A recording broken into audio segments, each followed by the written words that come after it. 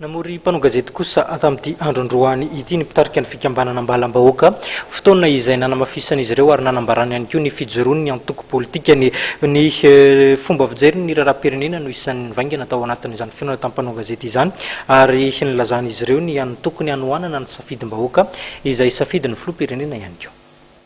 Nitsangana amin'ny fomba ofisialy nanomboka androany ny fikambanana ambalam-bahoaka izay ivondrona andro sokajin'olona samihafa mivonona amin'ny fandraisana andraikitra amin'ny lafiny maro eto amin'ny firenena. Raha namory ny mpanao gazety mitarika ity fikambanana ity androany atoandro dia nampitandrina avy hatrany ireo mikasa hitonona amin'ny anaran'ity fikambanana ity sady nanamafy ihany koa ny tokony hanovana toe-tsaina sy ny fomba fijery amin'ny fitaizana amin'ny vahoaka. Manoloana ny fampiasana n'ity anarana ity izay koa ny antony faharoa. Manoloana ny fampiasana n'ity anarana ambalam-bahoaka ity dia ambarana etona fa mijoro ohatra ny fikambanana rehetra ara-dalàna fikambanana ambalam-bahoaka ary manana récépissé amin'izany izay anaovanay satria teo aloha maheno zay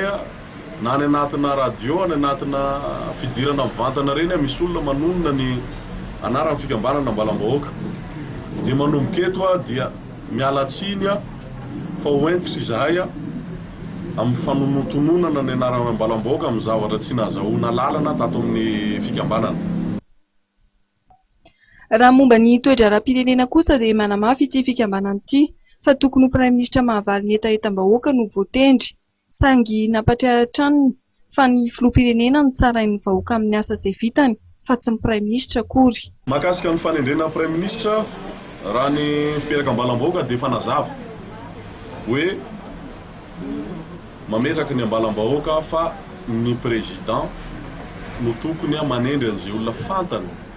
fa vita ny fampanantenana nataony tamin'ny vahoaka eny ambalam-bahoaka.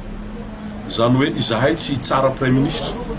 fa hitsara filoham-pirenena satria ny vahoaka tsy mifidy praiminisitra fa mifidy filoham-pirenena.